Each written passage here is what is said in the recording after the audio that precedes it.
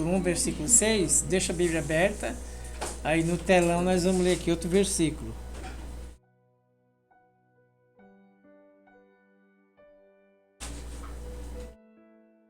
No telão nós vamos ler Lucas 6. Não, Lucas 11:1. Lucas 11:1. Eu fiquei rindo da Eugênia aqui. A Eugênia fingiu que Deus fingiu que recebeu.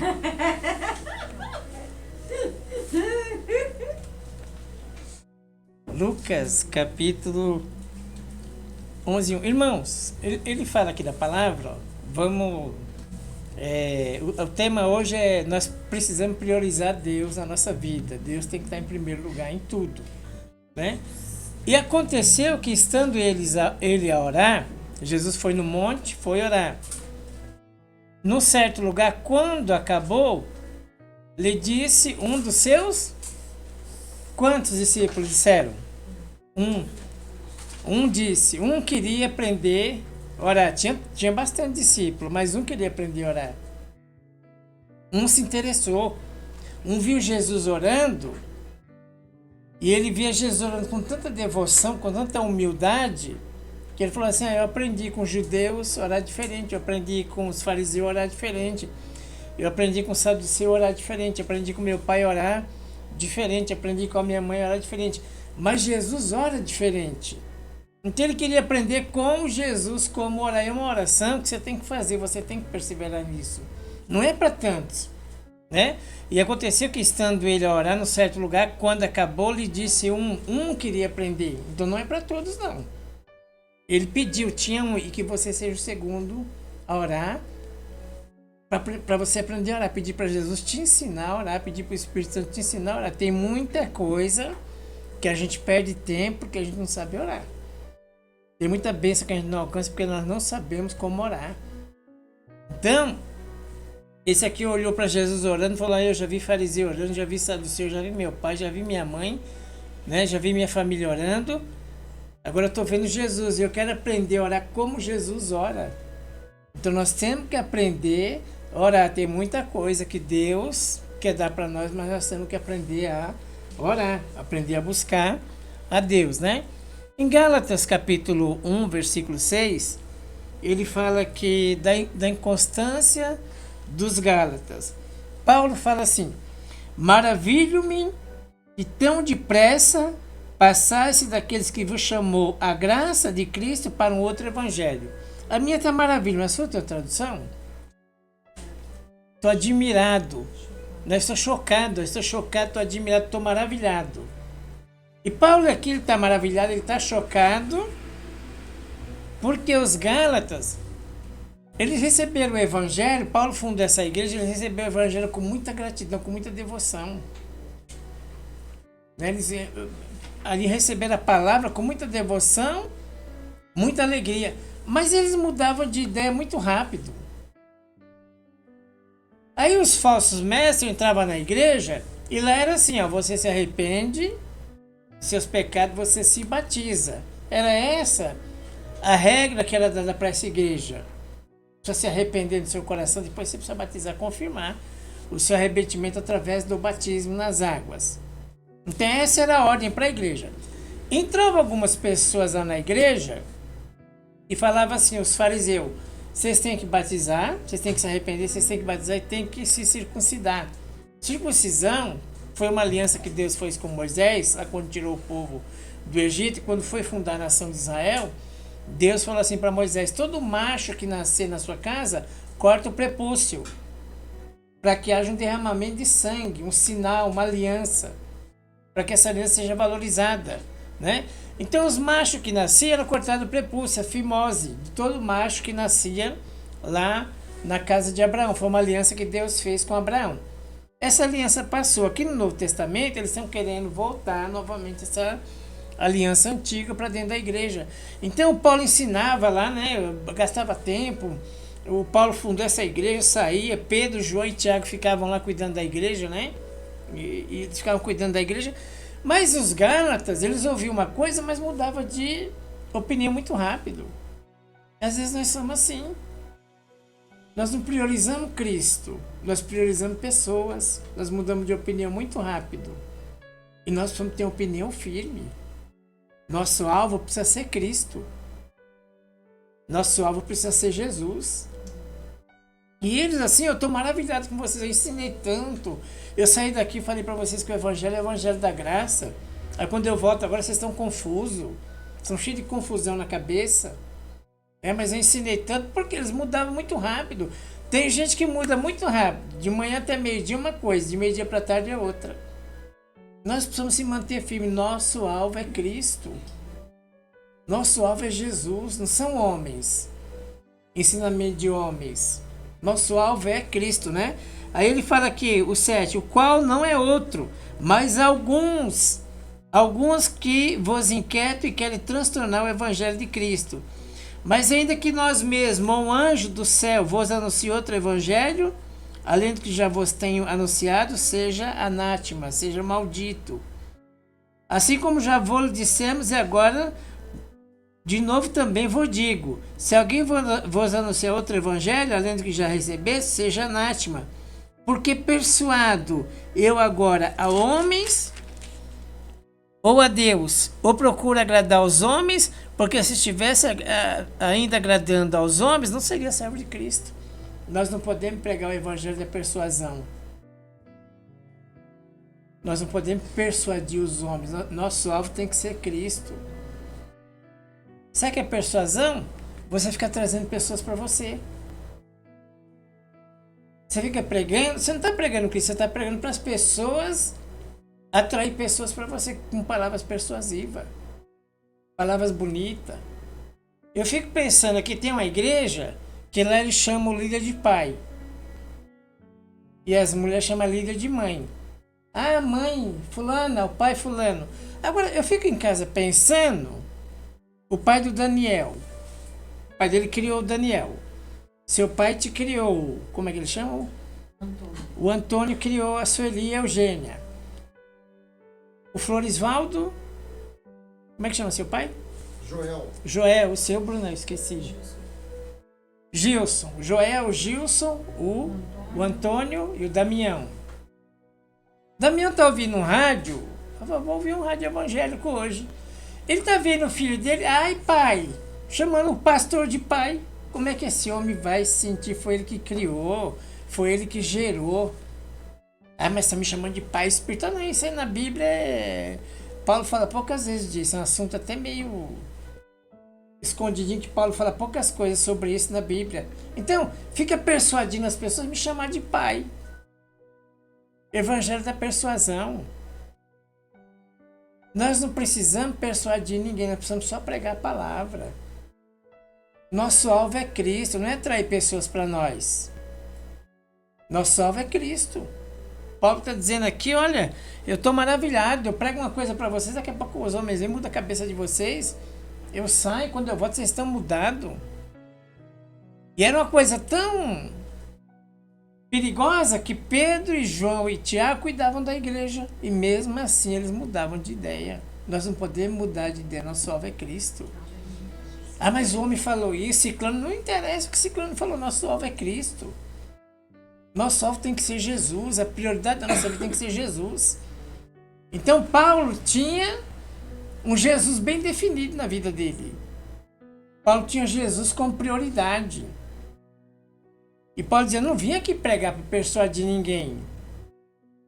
Honrar é uma coisa, a mulher sunamita viu lá o profeta Eliseu, né? Ele morava muito longe, então quando ele passava na cidade dela, ela falou, não, ele mora muito longe, vamos fazer uma casa para ele aqui, fazer um quartinho, fazer aqui pôr uma cama, uma mesa, uma cadeira, quando ele chegar, um candeeiro, quando ele chegar ele descansa aqui, depois volta para a cidade dele. Ele viu a necessidade daquele homem de Deus.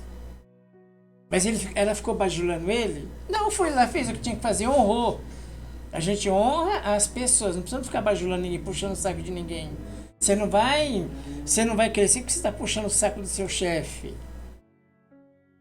Florisvaldo conhece aí um industrial que quer fazer um serviço com o Florisvaldo, falando não dorme mais, agora só falando industrial. Ele é tremendo, ele é rico, ele é maravilhoso. Vou deixar ele fazer até xixi na minha mão se ele quiser. Não precisa disso, nós não precisamos persuadir ninguém. Nós não precisamos puxar saco de ninguém, nós temos que priorizar Cristo. Deus é fiel, tudo vai dar certo. Chegou lá o Naamã, o Eliseu se empolgou com ele, falou, não, mandou o menino dele, o moço dele, falou, vai lá e fala para ele mergulhar 7 vezes no Rio Jordão. Se ele quiser, tudo bem, se ele não quiser, ele vai voltar para a terra dele doente. Vai voltar leproso. Não ficou ali bajulando ninguém, pregando o evangelho para agradar ninguém. Em sentido da fé, a gente não agrada ninguém. Em relação à nossa fé, a gente não agrada ninguém. Nossa prioridade é Cristo em relação à nossa fé. Não precisamos bajular ninguém. Não precisamos mudar porque nós estamos diante de pessoas. Mudar a nossa fé, mudar a nossa conduta, a nossa fala. Né? Não precisamos mudar a nossa fala. Como acontece. Né? Então nós precisamos ter Cristo como nosso alvo. Cristo é a nossa prioridade. Nós também definido. Nós não vamos se embaraçar com homens, com palavras de homens. Então eles entravam na igreja, eles transtornavam a igreja. Com ensino falso. E os Gálatas receberam o evangelho numa alegria tão grande, mas no dia a dia ficaram dando ouvido para fulano, para ciclano e foram perdendo a fé. Aí foram entrando os rituais na igreja. Daqui a pouco, para você ser salvo, você tem que dar a sua casa, tem que dar isso, tem que dar aquilo. Tem que fazer sacrifício tal. Não precisa, a salvação é pela graça. E nós precisamos priorizar a Cristo, né? Como Paulo priorizava a Cristo. Os Gálatas não. Cada hora era uma coisa. Cada dia era uma coisa diferente. Paulo não, Paulo continuava ali. Minha prioridade é Cristo, meu caminho com Cristo está definido. Eu vou servir Jesus. Jesus é a minha prioridade, não são homens. Né? Não são aquilo que a gente ouve. Então Paulo não priorizava pessoas em relação à sua fé. Né? Paulo tinha um alvo bem definido que era Jesus. Daniel 3. Até porque eu uma vez estava lá embaixo, na porta da igreja, quando a igreja era lá embaixo, né? E tinha uma pessoa que eu tinha que conversar com ela. Eu vi ela falando umas coisas assim.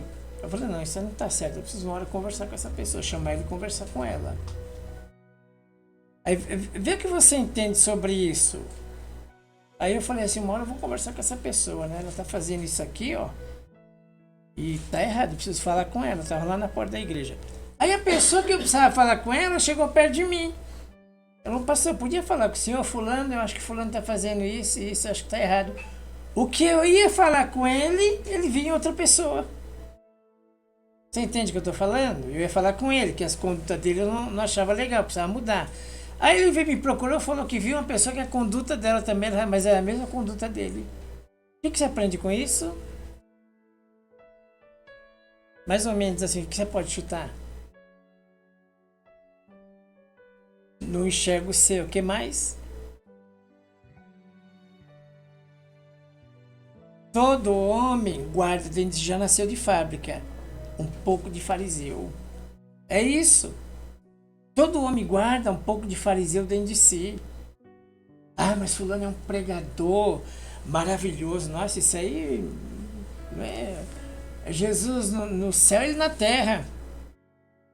Outro dia foi pego com $1. Foi preso. $1 a mais indo para os Estados Unidos. Todo homem é fariseu, todo homem tem seu farisaísmo. Não tem ninguém correto. Aquela pessoa que você mais admira, uma hora você vai ver uma falha nela. Por isso que você não vai ficar assustado, você já sabe disso. A gente já sabe disso. Tinham que pregar. Não, você tá com sono, não vem na igreja, não. Aí não vem isso, não usa roupa amarela, não. Não usa cabelo curto, não. Cabelo comprido, não. Eu olhava assim e falava, esse evangelho não funciona, não. Cobra muito das pessoas, isso aí uma hora vai dar um problema.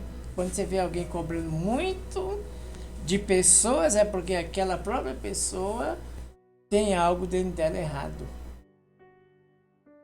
Ela se vê em outras pessoas. Por isso que ela é muito exigente com os outros, cobra muito, né?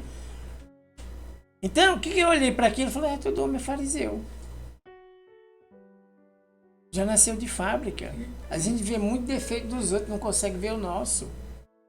Ele vinha e estava ciscando, eu quero falar com ele, pastor, eu quero falar com ele. Mas o que você vai falar? Eu vou falar isso aqui, é o que eu via nele.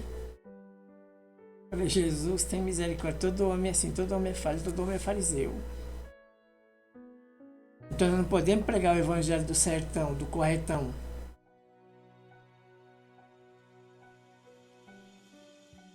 Né? Então nós precisamos ter equilíbrio, saber que você tem as suas falhas. O que você gosta de falar, o que você queria falar para os outros, às vezes outra pessoa queria falar para você. Nós estamos vendo tanto defeito nos outros que outra pessoa está vendo os nossos defeitos também. E ela gostaria de falar para a gente o que a gente quer falar para os outros. Então nós precisamos saber, mas fulano caiu, não tem novidade nenhuma.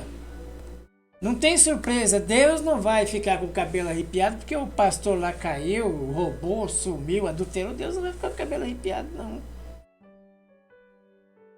Não vai ser surpresa para Deus. E tem coisa que não tem que ser surpresa para nós. Fulano cometeu uma falha, não deve ser surpresa para mim nem para você. Porque nós próprios cometemos falhas.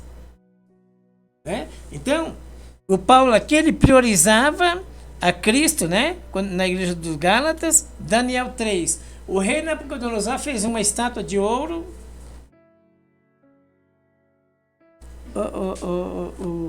Bruno, faça favor, é do 16 ao 18. Responderam Sadraque, Mesaque e Abidnego e disseram: ó rei Nabucodonosor, não necessitamos de te responder sobre esse assunto. Eis que o nosso Deus, a quem nós servimos, é quem pode nos livrar, e ele nos livrará da fornalha de fogo ardente da tua mão, ó rei. O rei fez uma festa, já conhece a história, fez um busto, chamou toda a nação, ia tocar música, e todo mundo tinha que se ajoelhar diante da estátua que ele fez. Aí todo mundo tinha que se ajoelhar. Sadraque, Mesaque e Abednego não se ajoelharam. Porque eles já tinham um padrão de Deus definido. Eles já estavam definidos em relação a Deus. Eles não ficavam mudando. Até de manhã eu sou, meio-dia para trás não sou mais. Não havia mudança, sombra de variações. Eles estavam definidos quem era o Deus dele. Aí o rei tocou a música tal, a nação toda se ajoelhou e eles ficaram de pé. Porque eles serviam a Deus, eles não iam adorar a estátua humana. Eles não iam agradar homens e desagradar a Deus. Eles estavam definidos. Tinha um padrão de fé definido. Não, nós vamos ficar de pé aqui. Aí o rei mandou avisar, fala para eles aí, se não se ajoelhar, nós vamos tocar de novo. Se não se ajoelhar, nós vamos jogar na fornalha de fogo ardente, vamos aquecer 7 vezes mais. E mandaram o recado. E eles mandam o recado de volta, no 16.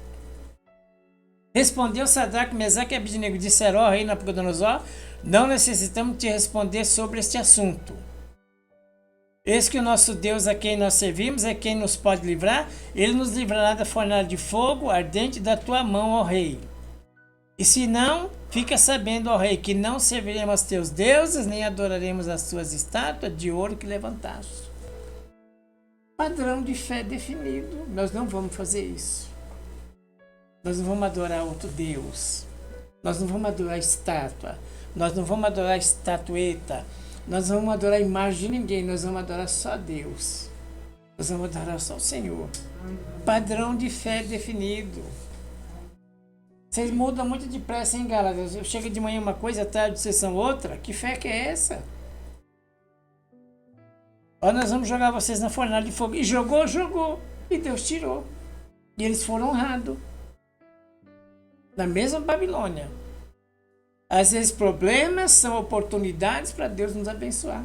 O problema virou oportunidade para Deus abençoar. Eles jogaram. Às vezes Deus não livra a gente antes, Deus vai na fornalha com a gente. Vai no problema junto com a gente.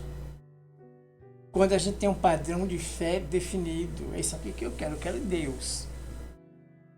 Eu quero o Senhor. Eu vou servir pela graça, eu não vou ser persuadido por homens. Não vou ficar bajulando homens. Vou servir a Deus pela graça. Então, já tinha um padrão de fé definido. Atos 20, 19.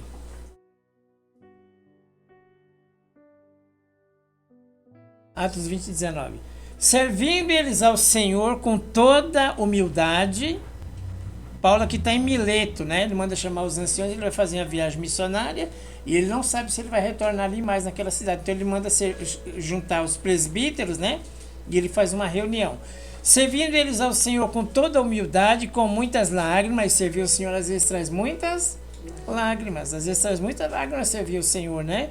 E tentações que pela cilada dos judeus me sobrevieram. Como nada que útil seja, deixei de vos anunciar e ensinar publicamente pelas casas, testificando tanto a judeus como a gregos o arrependimento para com Deus e a fé em nosso Senhor Jesus Cristo. Eis que agora eu ligado pelo Espírito, ligado com o Espírito, eu que ligado com o Espírito, vou para Jerusalém, não sabendo o que lá me há de acontecer. Ele não sabia o que ia acontecer com ele. Mas ele está ali, juntinho com o Espírito Santo. Às vezes você não sabe o que vai acontecer com você. Vai passar uma prova dura, mas o Espírito Santo vai estar ali com você. Vai estar junto com você, o Espírito Santo. Não sabendo o que lá de me acontecer, senão que o Espírito Santo de cidade em cidade me revela, dizendo que me esperam prisões e tribulações. O Espírito Santo me falou que eu vou para Jerusalém, não sei o que vai me acontecer lá, mas ele já me falou que lá me esperam prisões e tribulações. Sabe o que é isso? Deus fala com quem está definido a andar com ele. Deus não pode falar isso aqui para qualquer pessoa que ela corre. Ele falou, o quê? Jamais. Então, quando a gente tem um padrão definido, Deus fala com a gente. Eu vou mandar você para Jerusalém. O que você está revelando aí, Espírito Santo, hein? Eu estou revelando que você vai ter muitas prisões e tribulações lá em Jerusalém. Vai ser muito perseguido lá. Glória a Deus, nós temos um padrão definido de quem é Jesus na nossa vida. Nós temos um padrão definido de quem é Deus. Nós temos um padrão definido de quem é o Espírito Santo. Nós não estamos mais confusos, não temos idade para estar mais confuso. Nós não temos mais idade para ficar desconfiando de Deus. Nós temos que aceitar aquilo que Deus coloca na nossa vida. Ah, mas o fulano falou, não fica ouvindo fulano. Outro dia tinha um pregando aí que ele nunca mais ficou resfriado, faz não sei quantos anos. Não pega nem gripe. Aí esse dia estava fazendo um culto, tossindo lá, espirrando.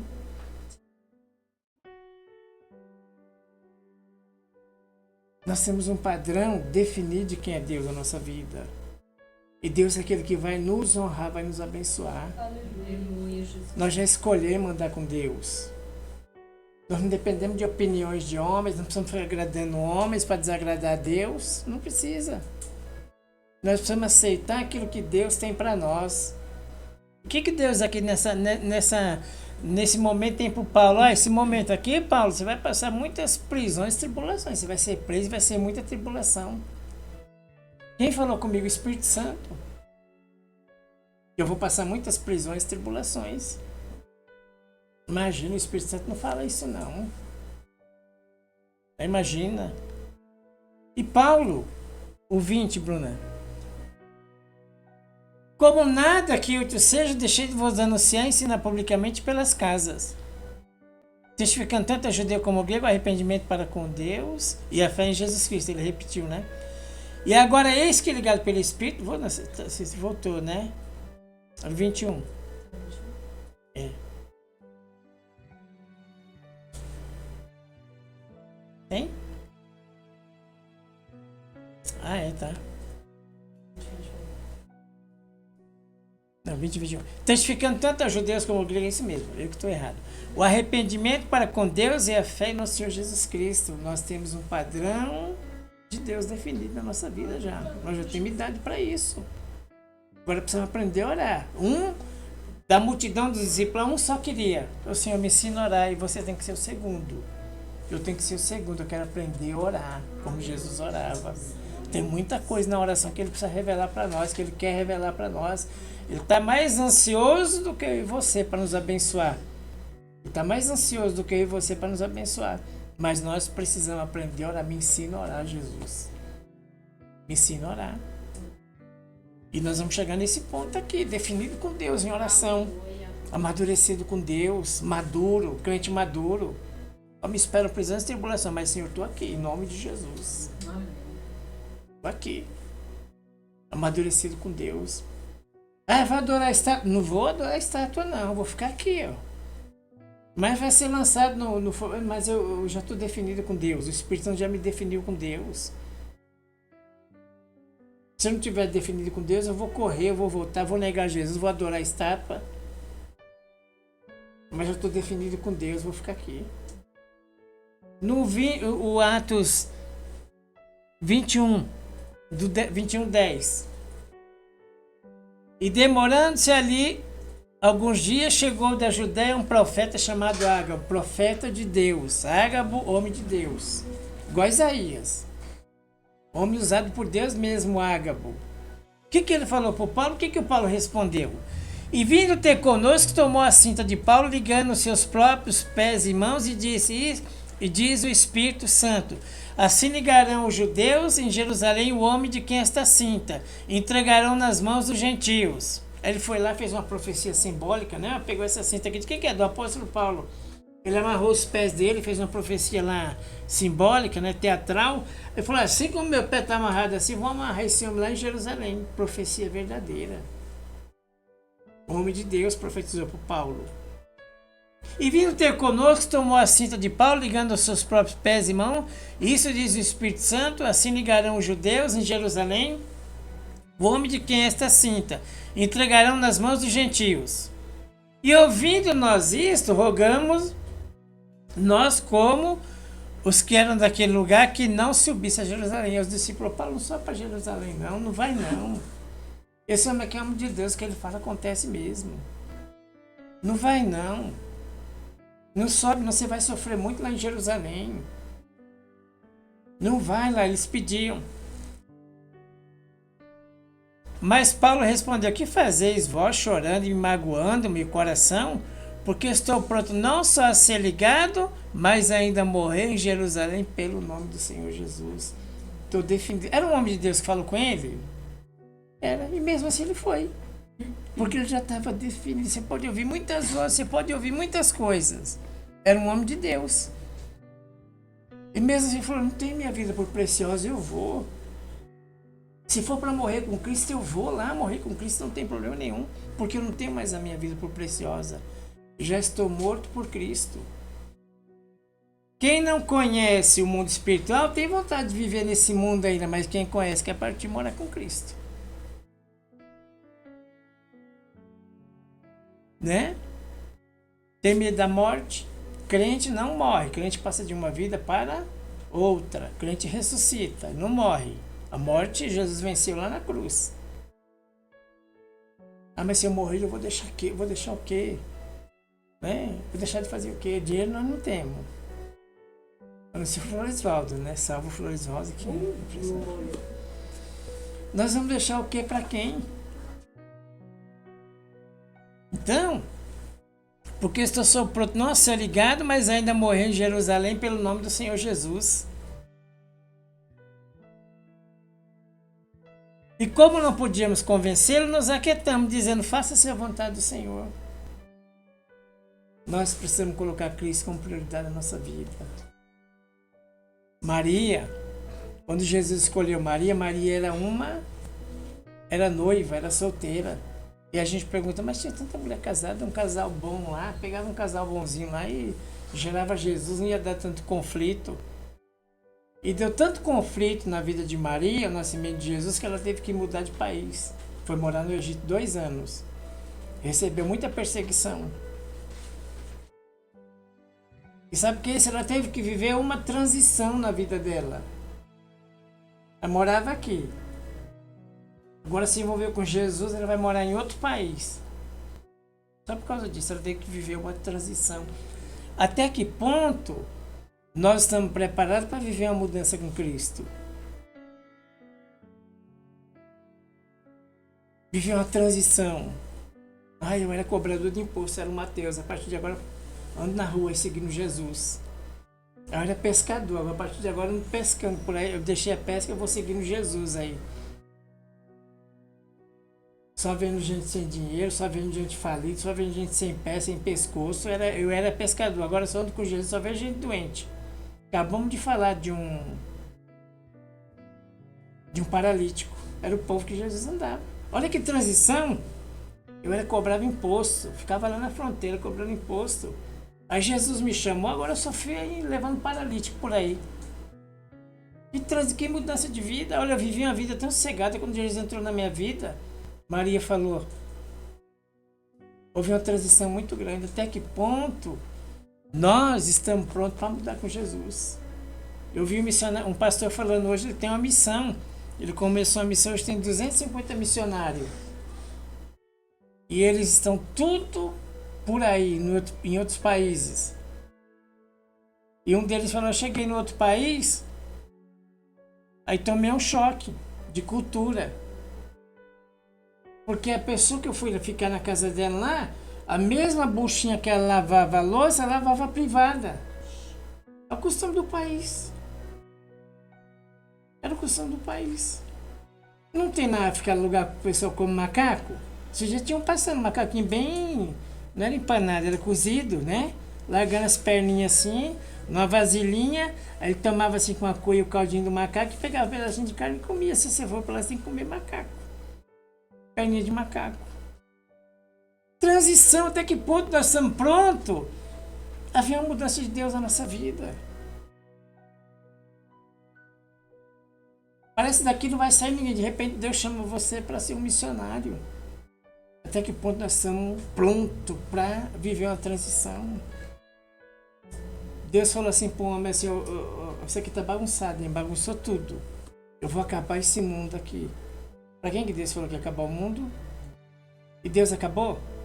Olha que transição. Eu vou acabar, vai vir um dilúvio, vai chover 40 dias, 40 noites, a arca vai para as águas, vai ficar 150 dias, depois de 150 dias a água vai baixar lá no Monte Ararat. E lá nós vamos começar um povo novo.